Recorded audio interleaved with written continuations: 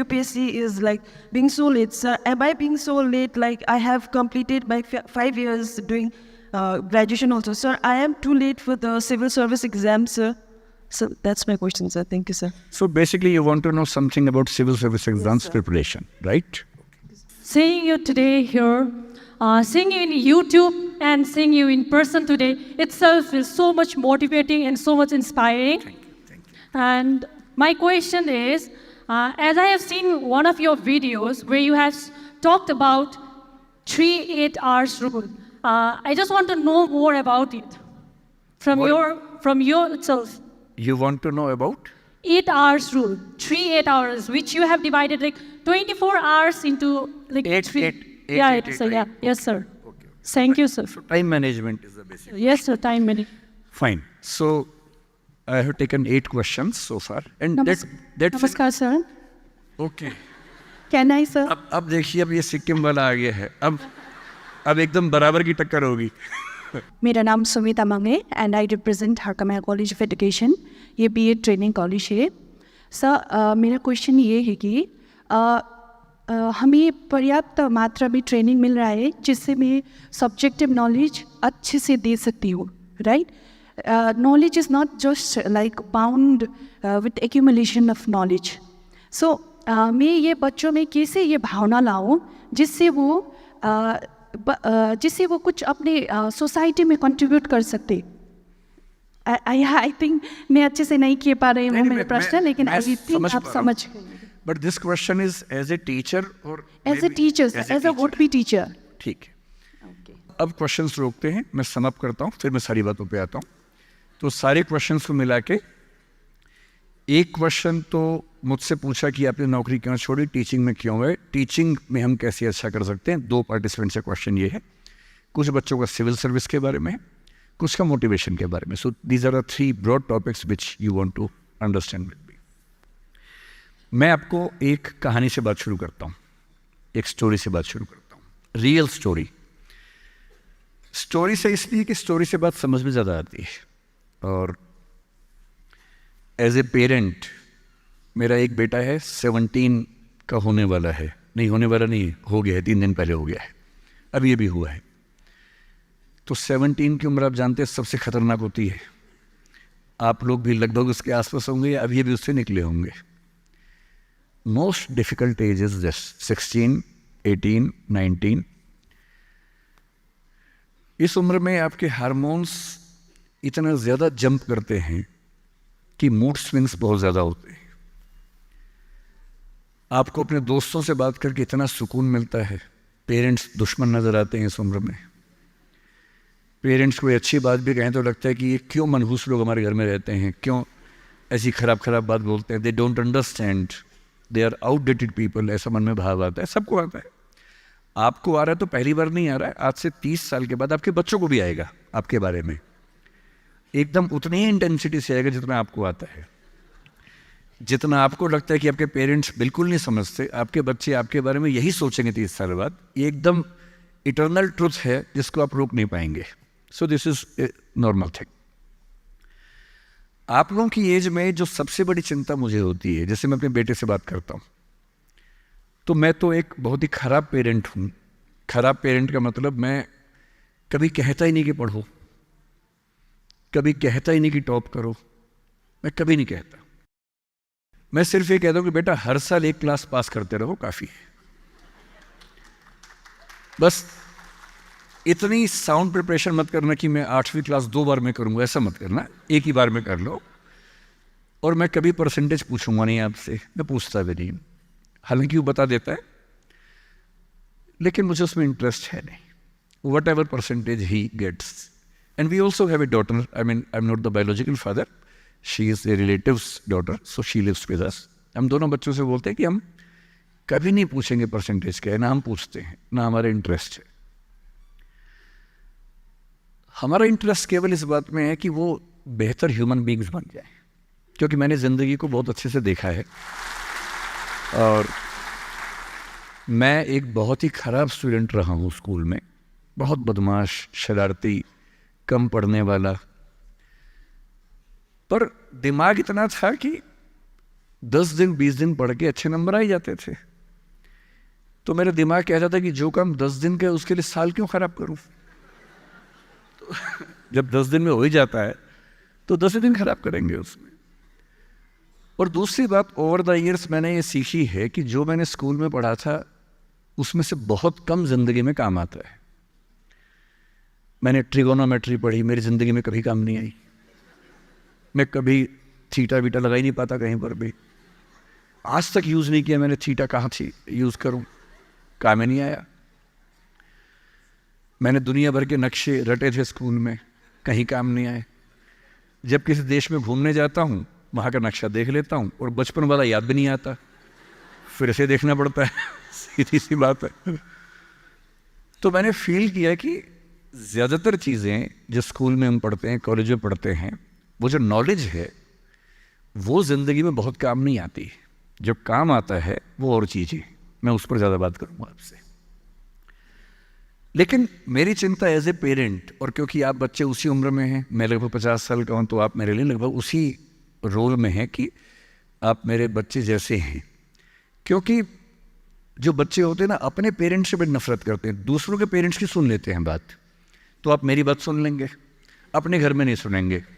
जैसे मेरा बेटा मेरी बात नहीं सुनता है, वो शायद यहाँ सीएम साहब की बात सुन लेगा। तो दूसरों की बात सुनना आसान होता है, अपने पेरेंट्स की बात सुनना मुश्किल होता है। तो आप सुन रहे हैं इसलिए मैं सुना रहा हूँ आपको। तो जो कहानी मैं आपको सुनाना चाह रहा हूँ एक रियल कहानी है, और मेरी सबसे बड़ी चिंता अपने बच्चों को लेकर, आपको लेकर वही रहती है। मैं जब भी कोई कहानी सुनाता हूँ, नाम, जगह, वो सब बदल देता हूँ ताकि किसी की प्राइवेसी पर हमला ना हो। सबकी राइट टू प्राइवेसी है ना। एक बच्चा था जिसको मैं जानता हूँ, बचपन से जानता हूँ, बहुत ही ज़बरदस्त आर्टिस्टिक बच्चा, म्यूज़िक का उस्ताद। उसके घर में लगभग सब लोग म्यूज़िक के उस्ताद थे, इंस्ट्रूमेंटल म्यूज़िक, वोकल म्यूज़िक, हर चीज़ में अच्छा, पढ़ने में भी ठीक, बढ़िया। और जब हम स्कूल में थे, वो मेरी क्लास में तो नहीं था, थोड़ा सा अलग क्लास में था, पर स्कूल में बहुत पॉपुलर था, being into music. I was in debating, he was into music. और बाद में उसने हमारा स्कूल छोड़ भी दिया कुछ समय के बाद, फिर वो कहीं और चला गया, फिर हमारा मिलना नहीं हुआ। उस समय ना तो व्हाट्सएप था ना यूट्यूब था, तो बाद में मिलने का स्कोप भी नहीं रहता था। जो एक बार चला गया वो चला ही जाता था उस समय। अब तो बच्चे ज़िंदगी भर दोस्त रहते हैं। फिर जब मैं दिल्ली यूनिवर्सिटी में आ गया, ग्रेजुएशन कर चुका था, उसके बाद अचानक मुझे एक बचपन का दोस्त मिला जिसने मुझे एक इंटरेस्टिंग क्या, डेवास्टेटिंग बात बताई। तो बात चल रही थी कि स्कूल के दोस्त कहाँ कहाँ हैं, क्या कर रहे हैं। तो बातों बातों में उसका जिक्र भी आया। तो मैंने बड़ी उम्मीद से पूछा, मैंने कहा वो तो बॉम्बे चला गया होगा, फिल्म इंडस्ट्री में चला गया होगा।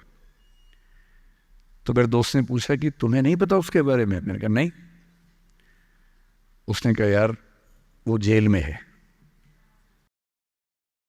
And he was one of the most creative students of our school. मैंने कहा जेल में क्यों है? बोले सच में नहीं पता। मैंने कहा सच में नहीं पता मुझे। बोले वो ग्रेजुएशन करने के लिए जब गया तो पता नहीं क्या हुआ, उसकी थोड़ी संगति खराब हो गई।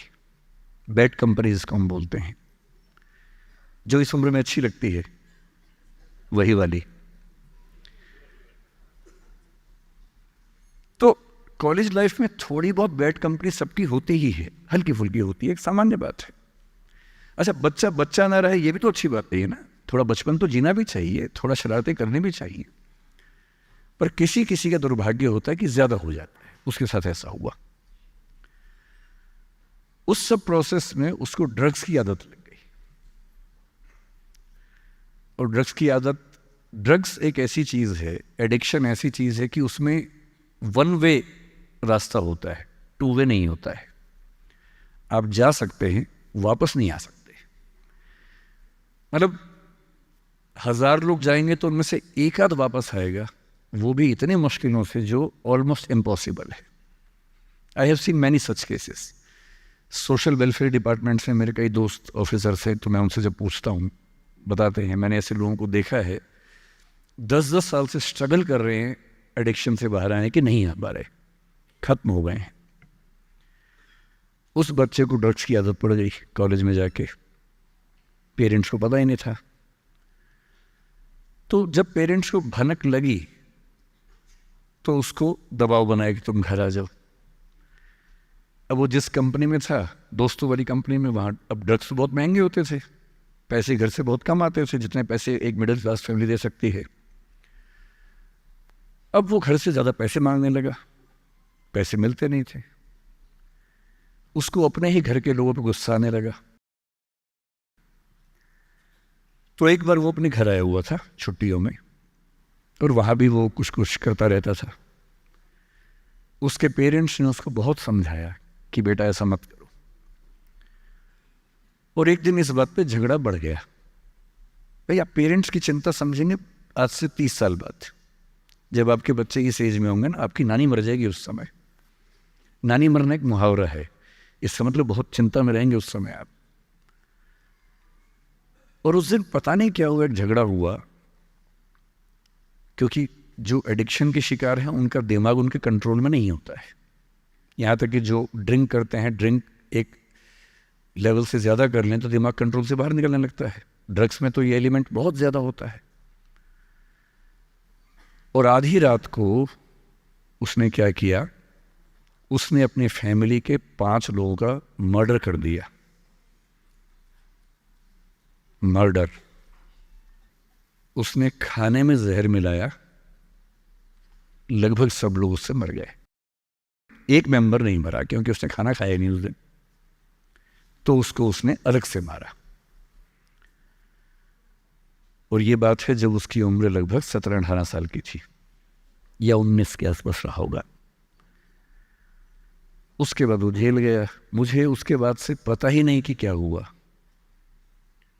फांसी हुई या उम्र कैद हुई या क्या हुआ, ना तो मुझे पता है, ना मैं इंटरेस्टेड हूँ जानने में। मैं उसका नाम हम सब जानता हूँ, एंड 1-2 क्लास स्कूल में ऐसी थी कि वो हम आसपास थे, जानते थे, पहचानते थे एक दूसरे को। मेरी सबसे बड़ी चिंता ये होती है बच्चों को लेकर कि किसी भी गलती से वो ड्रग्स में ना चले जाएं। आप सबसे रिक्वेस्ट कर रहा हूँ हाथ जोड़ के, कुछ भी कर लेना, ये मत करना। बदमाशी करो, शरारत करो, थोड़ा इश्क विश्क होगा करो, कोई दिक्कत नहीं। किसी को चीट मत करना, ड्रग्स में मत जाना, क्योंकि इन रास्तों पे जाने के बाद वापसी का रास्ता नहीं है, पूरी जिंदगी खत्म हो जाती है। एक शायर ने कहा है, बस एक कदम गलत उठाता राह शौक में। राह शौक का मतलब शौक के रास्ते पर चल पड़े थे। बस एक कदम गलत उठाता राह शौक में, मंजिल तमाम उम्र मुझे ढूंढती रही। मेरी मंजिल जिंदगी भर मुझे ढूंढती रही, कहाँ चला गया? सिर्फ एक गलती हुई थी और उस एक गलती ने कहीं का नहीं छोड़ा। आपको लग रहा होगा कि ये तो पापा जैसा है, प्रीच कर रहा है हमें, पापा डोंट प्रीच वाला भाव मन में आ रहा होगा आप लोगों के, पर मेरा काम ही है, मैं क्या करूं। मुझे जितनी चिंता अपने बच्चे की उतनी आपकी चिंता है, तो मैं तो बोलूँगा। आप मानेंगे नहीं मानेंगे आपकी मर्जी है, लेकिन ईश्वर ना करे कुछ गलती हुई तो बाद में आप इस बात को याद ज़रूर करेंगे कि किसी ने समझाया था हाथ जोड़कर, और हम उसके बाद भी नहीं समझे थे। कुछ भी करना, उस रास्ते पर मत जाना। और इस रास्ते पर लोग क्यों जाते हैं? इसकी जो साइकोलॉजी में सबसे बड़ा रीज़न है, उसको पीयर ग्रुप प्रेशर कहते हैं। पीयर ग्रुप का मतलब है आपके दोस्तों का ग्रुप, गैंग, जिसको गैंग कहते हैं। जो डेवलपमेंटल साइकोलॉजी है, जो साइकोलॉजी स्टडी करती है कि बच्चे जैसे जैसे बड़े होते हैं उनकी साइकोलॉजी कैसे चेंज होती है, इसको बोलते हैं डेवलपमेंटल साइकोलॉजी। उसमें माना गया है कि ये जो एज है, टीन एज, ये गैंग एज है। गैंग एज का मतलब 3-4 दोस्तों का ग्रुप होता है, वो गैंग की तरह से ऑपरेट करता है। एकदम सीक्रेट्स रहते हैं ग्रुप में, आपस में बातें करते हैं, जैसी कोई आसपास से निकलता चुप हो जाते हैं। उनको लगता है कि उनके पास कुछ सीक्रेट इन्फॉर्मेशन दुनिया की ऐसी है जो मोसाद और रॉ और इन्हीं सब के पास होती है, किसी के पास नहीं होती। जबकि वो जो बात कर रहे होते हैं, उनके पेरेंट्स वो बात 30 साल पहले कर चुके हैं। वो ऐसी कोई बात नहीं कर रहे जो उनके पेरेंट्स को नहीं पता, वो सब बातें करके ही बड़े हुए हैं। पेरेंट्स भी तो बने ही है ना भाई, ऐसा थोड़ा ना, उन्होंने तो ज़िंदगी देखी है। पर उनको लगता है कि वो कुछ खास ऐसा जानते हैं। एक दूसरे पर ऐसा भरोसा, पेरेंट्स पर ऐसा अविश्वास, ऐसा उनको खारिज करने की टेंडेंसी नॉर्मल बात है, कोई खास बात नहीं है, इस उम्र में सामान्य बात है। पर डेवलपमेंटल साइकोलॉजी जब हम पढ़ते हैं तो उसमें कहते हैं कि जो बच्चा होता है 1-2 साल तक का, उस पर सबसे ज़्यादा असर उसकी माँ का होता है, क्योंकि माँ उसके लिए पूरा संसार है। उस बच्चे की 2 ही ज़रूरतें हैं कि जब वो गीला हो तो वो पहुँच दे, जब भूख लगे कुछ खाना खिला दे। शुरू के 6 महीने इन दोनों ज़रूरतों को जनरली उसकी माँ ही पूरा करती है।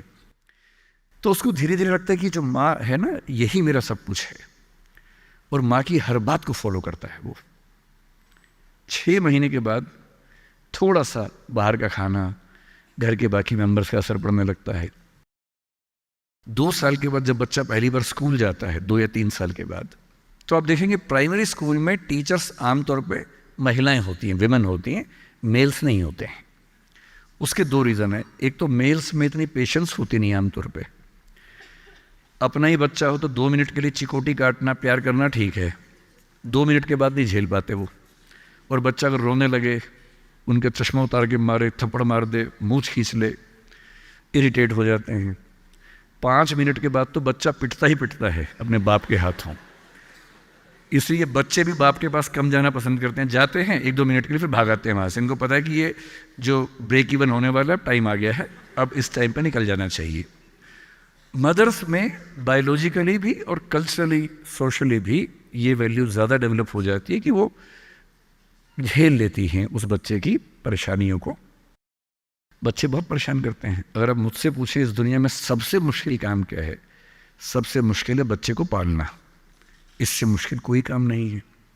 छठी का दूध याद दिला देते हैं बच्चे। बच्चे को पालने से मुश्किल दुनिया का कोई काम नहीं है, और वो काम जनरली हमारे घरों में मदर्स करती है, जिनका इतिहास में नाम नहीं लिखा जाता, जबकि सबसे महत्वपूर्ण काम घर के अंदर वो कर रही हैं। इस बात की बहुत वैल्यू है। कई जगह पेरेंट्स मतलब फादर्स भी कर रहे हैं कुछ हद तक, लेकिन जनरली दुनिया में ज़्यादा ये काम अभी तक महिलाओं के हाथ में जाता है। जब बच्चा स्कूल जाता है तो स्कूल जाने के बाद आप देखेंगे जो लेडी टीचर होती है, जिसको बच्चा प्यार से मैम कहता है, मैम, ऐसे बच्चे के लिए मैम दूसरा भगवान होता है मम्मी के बाद। कुछ समय के बाद भगवान नंबर 1 मैम हो जाती है, भगवान नंबर 2 मम्मी हो जाती है। और अगर मैम ने कुछ कहा है और मम्मी कह रही गलत है, तो बच्चा घूर के देखता है कि तुम बताओगी मुझे, वो भगवान है वो तो मेरी। तो बच्चे को मैम पे भगवान जैसा भरोसा होता है। फिर जब वो बड़ा होने लगता है, 10, 11, 12, 13 साल का, 13 की एज आते आते बच्चों में जो बायोलॉजिकल चेंजेस होने शुरू होते हैं, बड़े परेशान होते हैं, पशुपेश में होते हैं कि ये क्या हमारे साथ हो रहा है, हमारी ज़िंदगी चेंज हो रही है अचानक, उनको ऐसा लगने लगता है।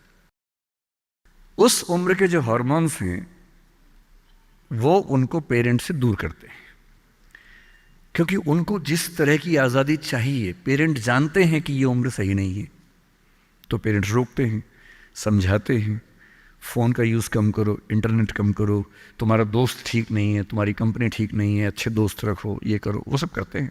उनकी मजबूरी है, उनको पता है कि ये उम्र फिसलने वाली है।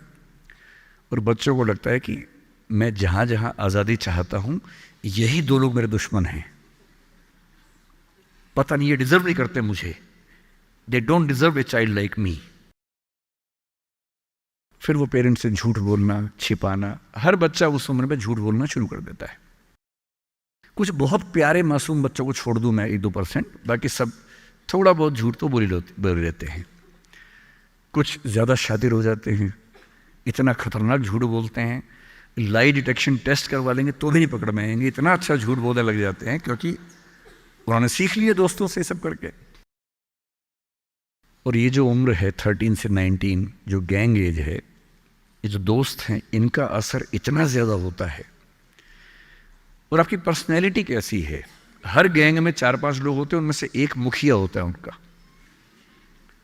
गैंग का नेता होता है, जो थोड़ा सा एग्रेसिव है, डोमिनेटिंग है, असर्टिव है, वो फैसले करता है सबके लिए। आपने डिसीजन मेकिंग का सवाल पूछा, इसी पे उसको समझेंगे। उसने कहा कि चलो सब फिल्म देख के आएंगे, तो बाकी 4 फॉलोवर्स होते हैं, वो चलते हैं, जी जी चलो चलो चलो चलो चलो, इन सबका सेल्फ रिस्पेक्ट का लेवल अलग अलग है।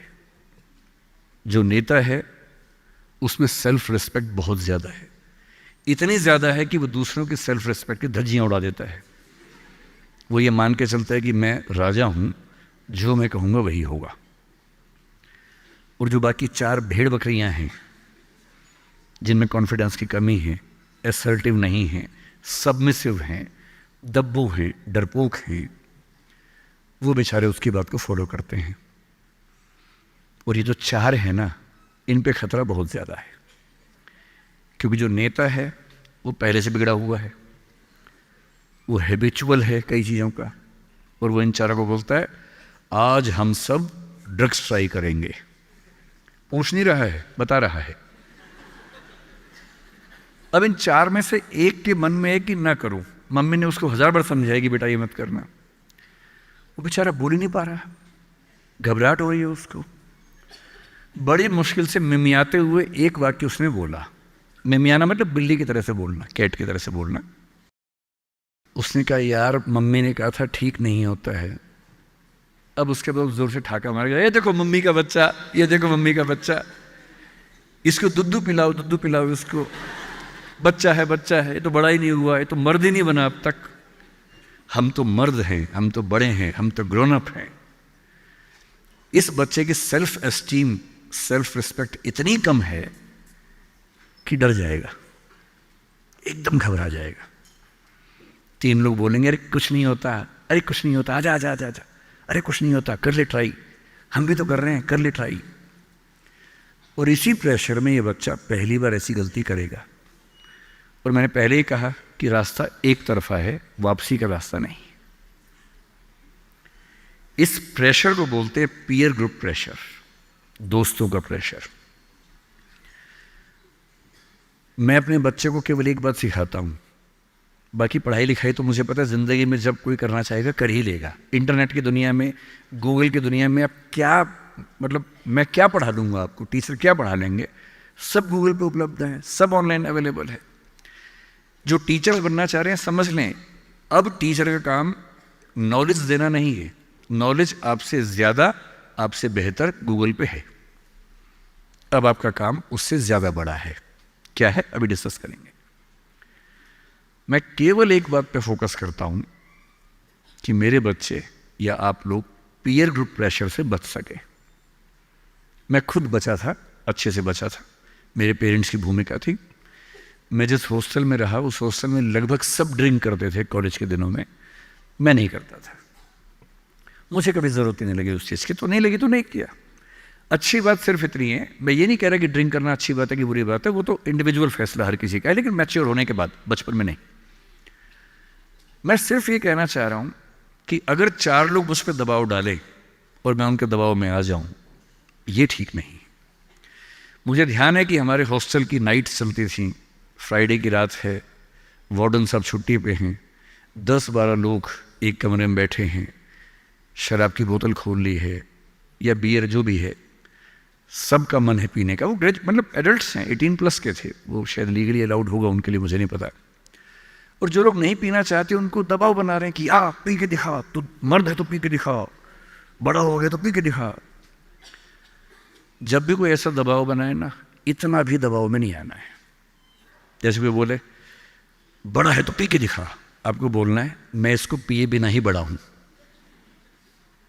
मर्द है तो पी के दिखा, मैं इसको पिए बिना ही मर्द रहता हूं। तुम इसको पी के मर्द बनते हो, हम ऐसे ही मर्द हैं भाई। दोस्त नहीं है क्या हमारा, तो क्या बोलना है, अगर तुम्हारी दोस्ती के लिए मुझे पीनी पड़ेगी शराब, तो मेरी दोस्ती के लिए तुम छोड़ क्यों नहीं सकते? अजीब बात है भाई। दोस्त, क्या मैं ही तुम्हारा दोस्त हूं, तुम मेरे दोस्त नहीं हो? तुम्हारी दोस्ती के लिए मैं ड्रग्स लेना शुरू कर दूं और मेरी दोस्ती के लिए तुम छोड़ नहीं सकते? अगर तुम छोड़ नहीं सकते तो मैं ले नहीं सकता। और दोस्ती अपनी जगह है, हमेशा ध्यान रखना। भूल के भी कभी कोई ऐसी डिमांड मत करना जो दोस्ती की हदों से ज़्यादा जाती हो। मैं साफ कह रहा हूं, मैं ड्रग्स के रास्ते पर नहीं जाऊंगा, ये काम मैं नहीं करूंगा। मुझसे दोस्ती रखनी है, इन शर्तों के साथ रखो, मैं किसी दबाव में ना आया हूं ना आऊंगा। इसको बोलते हैं असर्टिवनेस।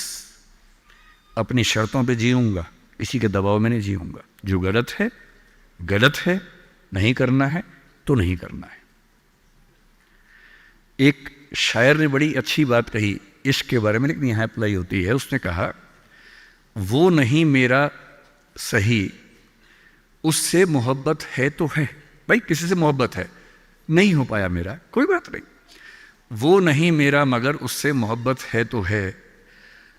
अब ये रस्मों और रिवाजों से बगावत है तो है। अगर मैंने एक सही बात कह दी और वो रस्म रिवाज के खिलाफ है तो है, मैं क्यों डरूंगा। जो मुझे ठीक लगा, अपने ईमान के मुताबिक लगा, मैंने कहा वो मैं करूंगा। तो जो बात मुझे अपनी ओर से शुरुआत में कहनी थी, मैंने आपसे कही है। और मेरा ख्याल है कि अगर आप सब बच्चों में से एक बच्चा भी मेरी बात सुन के गलत रास्ते पे जाने से रुक गया तो मेरा सिक्किम आना धन्य हो गया। मैं उसमें बहुत खुश हूं, उससे ज़्यादा मुझे कोई ज़रूरत नहीं। अब मैं उन प्रश्नों पर आता हूं जो प्रश्न आपने पूछे। उन प्रश्नों से जो करियर की बात है या मोटिवेशन की बात है उस पर आते हैं। एक सवाल 2-3 बच्चों ने पूछा कि हम कभी कभी डीमोटिवेटेड होते हैं, क्या तजुर्बा सच में इतना महत्वपूर्ण है, हम क्या करें, नौकरी मिलेगी या नहीं, तनाव रहता ही होगा, पढ़ते होंगे, टेंशन होती होगी, कितना पढ़ें, टाइम मैनेजमेंट कैसे करें, ये सवाल भी आपके सामने है। मैं आपसे, देखिए मेरा काम चीज़ों को आसान करना है। मैं दिल्ली में पढ़ाता हूँ IAS के बच्चों को, तो मैं उनको भी ये कहता हूँ कि चीज़ें मुश्किल तो कोई भी कर सकता है, चीज़ें आसान करना मुश्किल है, और हमें तो चीज़ें आसान करनी है।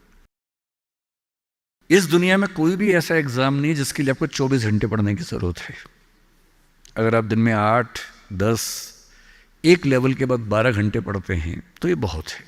इसलिए मैं आपसे कह रहा हूँ शुरुआत के लिए 8 घंटे की पढ़ाई, 8 घंटे की नींद और 8 घंटे बाकी सब चीज़ें, खेलना कूदना, वो बहुत ज़रूरी है।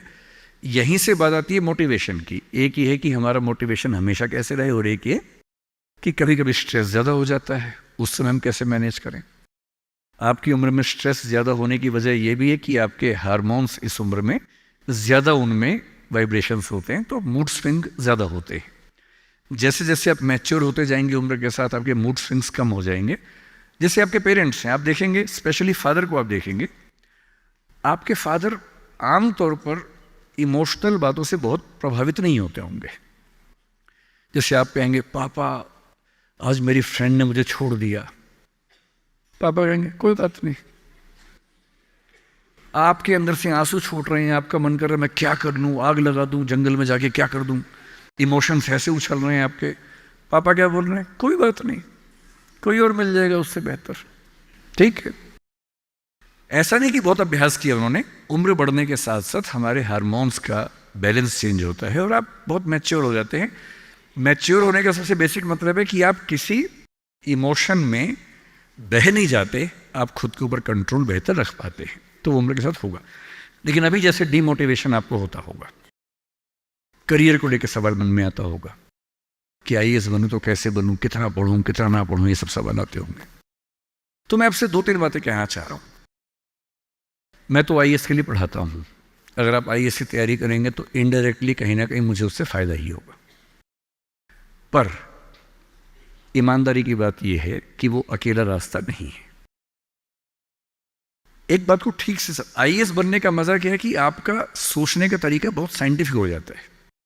आप फैक्ट्स पे बात करते हैं, तथ्यों पे बात करते हैं, आर्गुमेंट से बात करते हैं, इमोशन से बात नहीं करते हैं, समझदारी से बात करते हैं। हमारे देश में जो आबादी है वो आबादी, अब सेंसस जब भी होगा पता लगेगा, पर हम मान के चलते हैं कि वो आबादी लगभग 145 करोड़ के आसपास इस समय हो चुकी है। पूरे इंडिया की बात अगर हम करें, 145 करोड़ में से अगर मैं कहूँ कि जो लोग 21 साल या 18 साल से मान लीजिए 30 की उम्र के बीच में हैं, इन 12 साल में है, मेरे ख्याल से ये आबादी भी कम से कम 12, 15, 20 करोड़ के आसपास तो होगी ही होगी। अगर ये 20 करोड़ लोग सोचे कि मैं IAS बनना है, या इनमें आधे भी सोच लें, 10 करोड़ सोच लें, आपको ये समझना है कि IAS पूरे भारत में कुल मिला के 6000 होते हैं, जिनमें से भी 5000 लोग हैं। IPS भी इतने ही होते हैं, 5-6 हज़ार के बीच में होते हैं। अगर 10 करोड़ लोग सपना देखेंगे उन नौकरियों का अगर मैं सारी सिविल सर्विसेज मिला लूँ, सेंटर की, स्टेट की, सब मिला लूँ, तो सेंटर की कुल 20 सर्विसेज मान लीजिए, सबका कार्डर अगर हम 5,000 भी एवरेज रखें तो 1 लाख लोग होंगे। आपके स्टेट का मान लें, स्टेट में मान लेता हूँ कि 2-3 हज़ार लोग होंगे जो सरकारी नौकरी में ठीक पद पे होंगे, उससे ज़्यादा का तो कार्डर नहीं होना चाहिए, क्योंकि स्टेट बहुत छोटा आपका है, आबादी बहुत कम है। तो जो नौकरियां कुल मिला के 10-12 हज़ार हैं, अगर देश का हर युवा सोचे कि मुझे उसी में आना है, तो इसका मतलब है कि हम एक ऐसे रास्ते पे जा रहे हैं जिसमें डिप्रेशन होने की संभावना बहुत ज़्यादा है, एंग्जाइटी होने की संभावना बहुत ज़्यादा है, बहुत लोगों को हारना भी पड़ेगा, बहुत लोगों को हासिल नहीं हो पाएगा वो सब। तो मैं जो आपसे कहना चाह रहा हूँ, सरकारी नौकरी ठीक है, कोशिश करने में बुराई नहीं है, सरकारी नौकरी में कुछ चीज़ें अच्छी होती हैं, पर अपने मन से ये बात निकाल दीजिए कि मुझे केवल और केवल सरकारी नौकरी में ही जाना है। दुनिया में तमाम रास्ते हैं और मैं कुछ रास्ते आपको हिंट करता हूँ इस चीज़ का। जैसे मैं खुद एक एग्जांपल हूँ, मैं सरकारी नौकरी में रहा, मैं दिल्ली यूनिवर्सिटी में लेक्चरर था, पहले असिस्टेंट प्रोफेसर था, 2 कॉलेजेस में पढ़ाया मैंने वहाँ।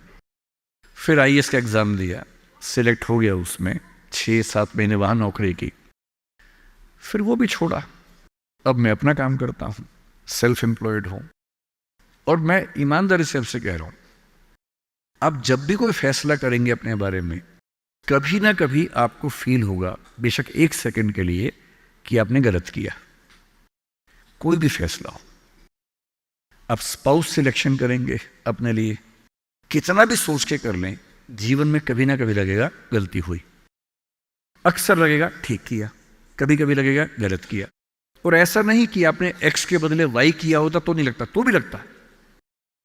दिक्कत ये नहीं है कि मैं X को चुनूं या Y को चुनूं, आप जिसको भी चुनेंगे पूरा पैकेज साथ में आता है, अच्छी चीजें भी, खराब चीजें भी। जो अच्छा आएगा उस पर आपका ध्यान नहीं जाएगा, क्योंकि वो तो फॉर ग्रांटेड है। जो मिल जाता है वो मिट्टी हो जाता है, कोई वैल्यू नहीं करता उसको। जो मिस हो जाता है वो चुभता है।